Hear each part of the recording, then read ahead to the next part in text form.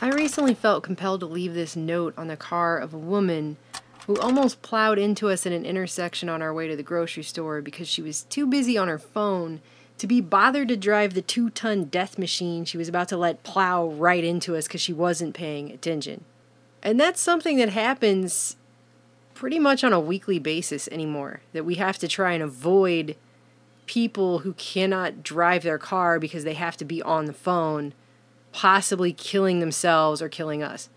People are becoming so attached to their smartphones that you can barely find a person who will leave the house without one anymore. The average person now touches their smartphone display over 2,600 times a day. Probably more than anything else they touch at all. Studies have found that nearly half of all people who own one use it for an alarm clock, too, so they're sleeping with an EMF-emitting device, which even the World Health Organization has now classified as possibly carcinogenic, right in their bedroom, in some cases right next to their pillow on a bedside stand, or even under it. An Alabama man was almost electrocuted while sleeping with his iPhone, or his phone in general, charging in his bed. Our whole society is being edited around having a smartphone now. Signs have been put up at college campuses to remind students to look up. That's a thing that exists now.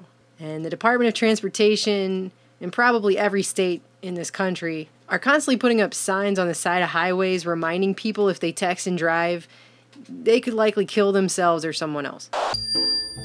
We got a text. It's from that cute guy Patrick. Look. Ooh la la. It is to the point now that movie theaters like AMC are talking about changing their policy to allow smartphones to be on and be used during films, even though the entire point of going to the movie is supposed to be to actually watch the freaking movie. And as I've mentioned many times before, because it still blows my mind, certain countries are installing special smartphone user sidewalks to try and keep people who can't even afford to pay attention while walking outside near traffic from being turned into street pizza. We aren't programming this technology anymore, you guys. It's programming us. It is rewiring us to require a near constant electrostimulus. So here are just 5 examples of how this is changing us, rewiring us, engineering us. First, you have the rise of the constant checker. You've seen these people in public, I guarantee it. It's the person that even when they set their phone down, say at the table or something like that at a restaurant while they're eating, they still have to continuously touch it anyway, even if they're not actually looking at it. Studies have shown that 43% of people in America, and I'm sure this trend probably holds for developed nations, are considered constant checkers, which is probably on the increase. People who constantly, obsessively have to check their phone, their email, their Facebook, their Twitter, their Instagram, their text, online news sites, whatever it is, they cannot live a normal life anymore without their phone with them all the time. Studies on these people actually show they have a significantly higher level of stress than people who don't do this to themselves, with over 40% of them realizing that they're basically addicted to the stimuli and that it might have a negative effect on their physical and mental health, but they continue to do it anyways because they just cannot help it.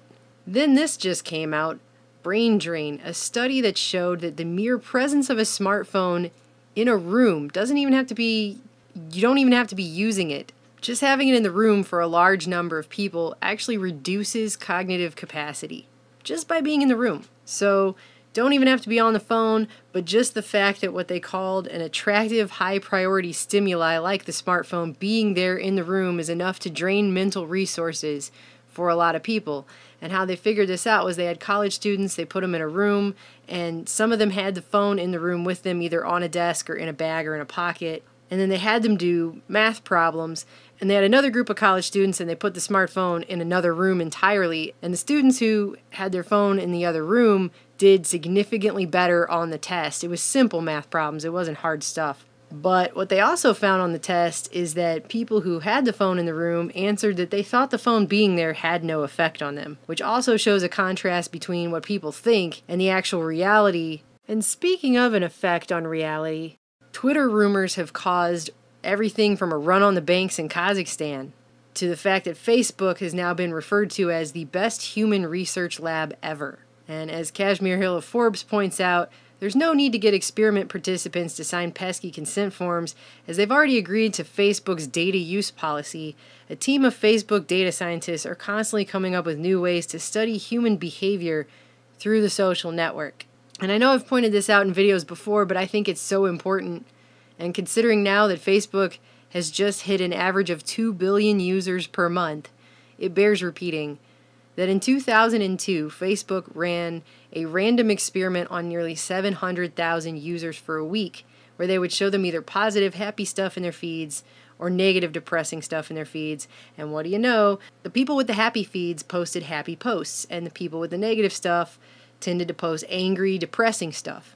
So it isn't just that people are addicted to checking it every other 5 minutes, but Facebook has proven with quite a large sample group for any psychological research study that it can manipulate people's emotions.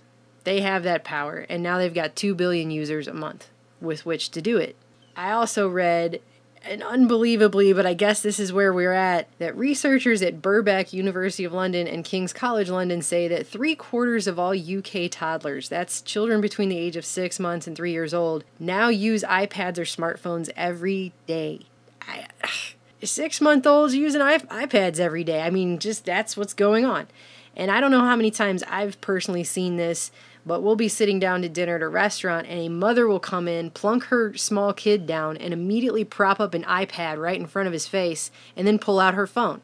They don't talk to each other. They don't look at each other. If the kid tries to get his mom's attention, maybe show her something happening in the cartoon or whatever that she's turned on to distract him, she won't even look because she's too concerned with checking Instagram or whatever on her phone to even give her own kid the time of day. Parents are admittedly ignoring their children, and the children are learning to ignore everyone else because of it. And studies are showing that smartphone addicted parents have more negative interactions with their children when they do interact with their children. But is all of it having physical consequences too? A new study out of the University of California, Irvine says devoting more attention to your smartphones than your children could mean they'll have improper brain development and emotional disorders later in life. And that's certainly what's being suggested by the fact that social skills have now eroded to the point that college students are having to take etiquette classes to try and relearn even the basics on how to physically interact with people in real life. And experts are even warning that children spending all their time on these kinds of devices are showing a startling lack of ability not only to read other people's emotions, but a lack of being able to show empathy. Kind of like little robots, which kind of makes you wonder what it's going to look like in another few generations of this, actually. And then finally, I know I've mentioned this before, but Microsoft Canada came out with a study a few years back which showed that the human attention span has shrunk overall from 12 seconds in the year 2000 to 8 seconds in 2013, which the tech giant noted is 1 second shorter than the attention span of the average goldfish.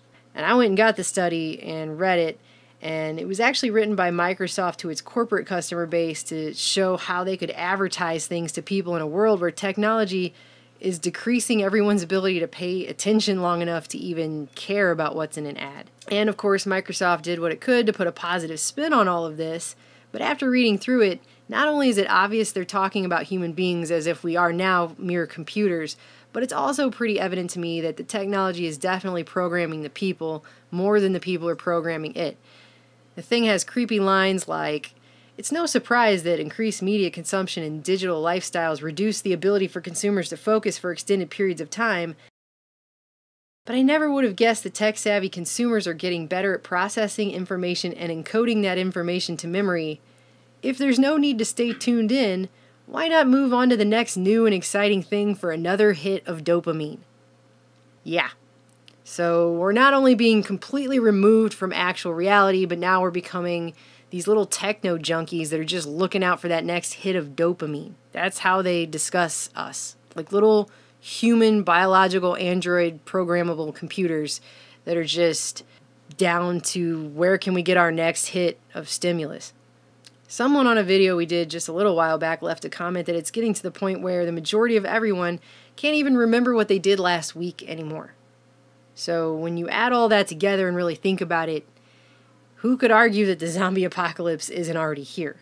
But this problem has reached a level now where people are actually doing what's called a digital detox. And companies are providing this where they will take you somewhere and make sure you're not allowed to have your phone. But you go somewhere for several days without any devices, no phones, no tablets, no computers, no TV, nothing. Which used to just be the way people lived anyway, just saying. But these days, that's considered radical. Studies on these people show that they physically start interacting with each other differently when they don't have their phone. Not only are they not Googling everything, for one thing, they actually have to use their own brain to figure things out. But for two, they actually start making more eye contact with each other. They sit more upright. They become more physically involved in the conversation. They become more present in the real world. Every single one of these people is on their phone. I would just challenge everybody to ask yourselves when the last time was you just went up to the grocery store without your phone. I mean, I've asked people in my own life when the last time they tried it, and what I hear all the time from people is, what if something happens? I lived on this planet for 2 decades without a cell phone, and hardly ever did something happen that I had to know what that was while I'm trying to buy broccoli or something. Or did I have to be interrupted with beeps and texts and calls while I'm trying to just buy some food, which is a basic thing you need to survive. Most likely what will happen is you won't bump your cart into someone else you didn't see because you weren't paying attention while you're supposed to be grocery shopping. The world is not going to explode if you don't have a phone. I know my inbox looks like a nightmare from hell, but I really don't care. I cannot allow myself to be a slave to these things. Sometimes you just have to turn it off, go outside, ground yourself, stare at a tree, as my dad used to say. We don't have to become dehumanized, programmed biological androids who only know how to interact with each other through a technological medium and who are just looking for that next hit of electro-stimulus dopamine. We don't have to be dehumanized down to that level by our technology. As technology advances, it's going to begin encroaching on us more and more, and ultimately invading our bodies and our brains. But we don't have to give up our humanity. But looking around, I'm just really worried that a lot of people will.